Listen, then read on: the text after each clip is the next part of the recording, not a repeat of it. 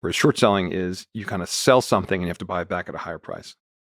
Herbalife didn't have the what's called credit default swaps that you could purchase.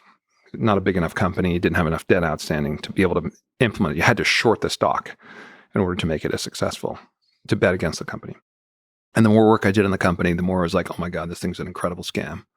They purport to sell weight loss shakes, but in reality, they're selling, kind of a fake business plan. And the people that adopt it lose money, and they go after poor people. They go after, actually, in many cases, undocumented immigrants who are pitched on the American dream opportunity. And because they have few other options, because they can't get legal employment, they become Herbalife distributors.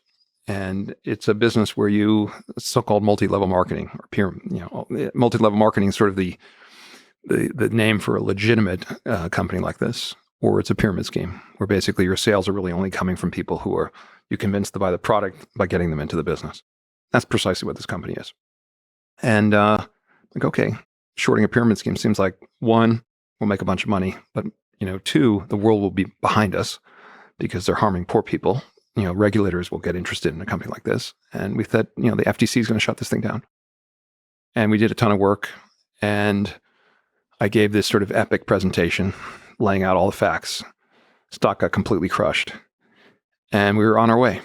And the government actually got interested early on, launched an investigation pretty early, SEC and otherwise. But then a guy named Carl Icahn showed up.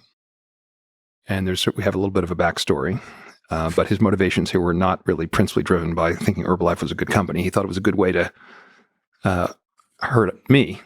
So he basically bought a bunch of stock and said it was a really great company. And Carl, at least at the time, threw his weight around a bit. He was a credible investor, had a lot of resources, and that began the saga. So he was, we should say, a legendary investor himself.